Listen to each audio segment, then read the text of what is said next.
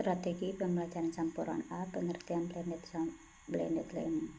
Saat ini, program e-learning sedang menjadi perbincangan hangat di dunia pendidikan. Sering bertambah canggihnya teknologi akan mempengaruhi metode pembelajaran dan akan semakin canggih pula.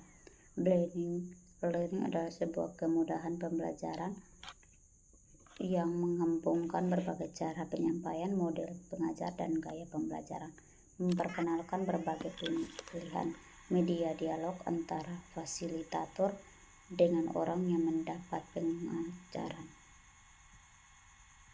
B. Strategi pembelajaran secara efektif di era new normal.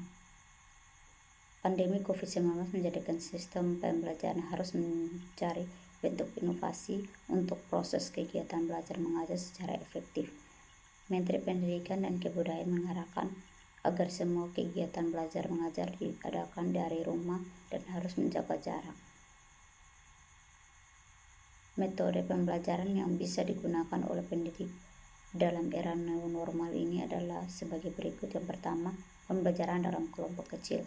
Pembelajaran dalam kelompok kecil merupakan usaha untuk meningkatkan peran anak didik secara mandiri dalam melakukan proses pembelajaran. Dalam pelaksanaannya, anak didik akan membentuk kelompok belajar kecil dalam melakukan kegiatan mengajar. Kegiatan ini dikelompokkan dengan 3 cara, yaitu 1. Dasar tugas-tugas khusus. 2. Dinamika proses pengelompokan di antara anak didik. Dan yang ketiga, pembentukan kelompok belajar yang telah dilakukan oleh pendidik, yaitu kelompok kerja. 2. Pembelajaran secara homosifik. Strategi pembelajaran homosifik adalah pendidik mengunjungi anak didik di rumah dalam waktu tertentu.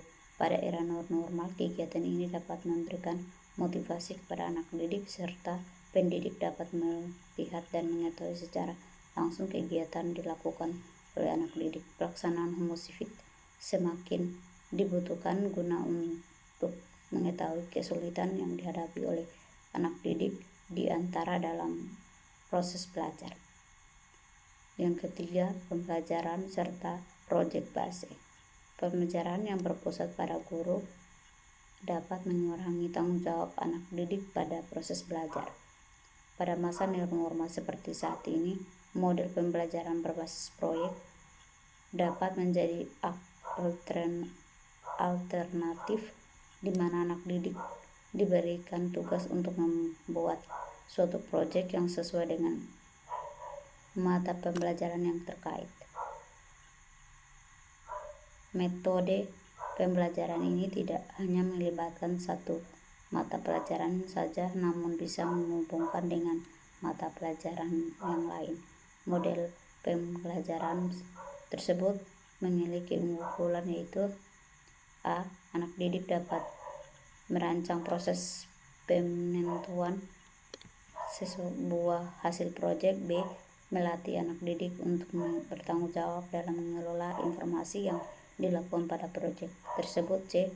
Anak didik dapat menghasilkan suatu produk dan kemudian dipresentasikan. Yang keempat, pembelajaran secara online atau daring. Dalam jaringan. Metode ini bisa digunakan oleh pendidik dan anak didik dalam memanfaatkan alat telekomunikasi dan menjalankan dari rumah. Pelaksanaan pembelajaran secara online dapat menggunakan aplikasi virtual meeting secara online seperti Zoom, Google Meet, WhatsApp Group, dan lain sebagainya. 5. Pembelajaran secara blended.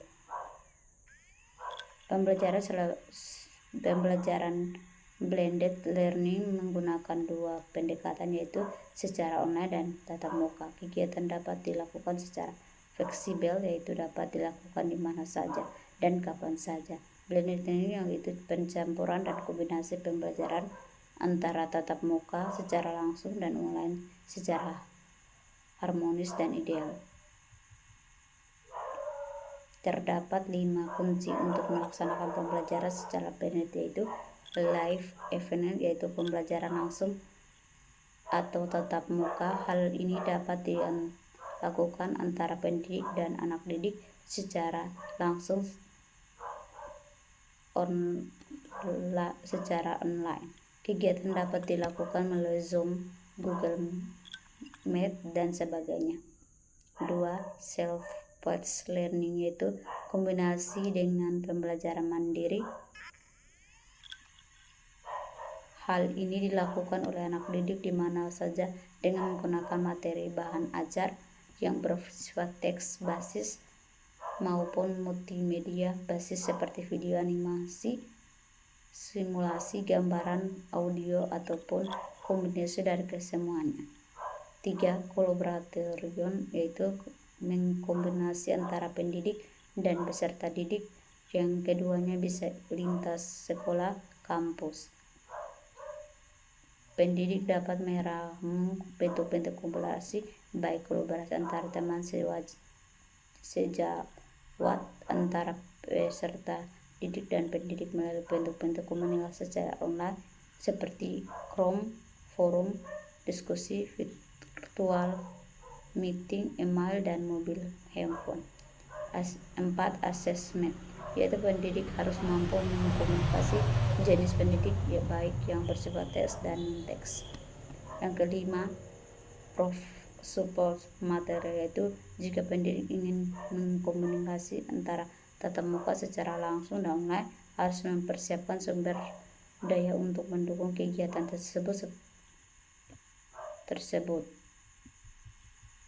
C. Langkah-langkah menetapkan metode pembelajaran blended learning. Yang pertama, setiap kelas siswa dibagi menjadi 2, yaitu kelompok A dan kelompok B. 2. Guru menjadwal mengenai pelaksanaan model pembelajaran blended learning. Ini dapat ketentuan kedua kelompok tersebut tidak melaksanakan pembelajaran secara bersama-sama di sekolah. 3. Pelaksanaan tatap muka atau luring dan daring dapat dilaksanakan pada waktu yang bersamaan.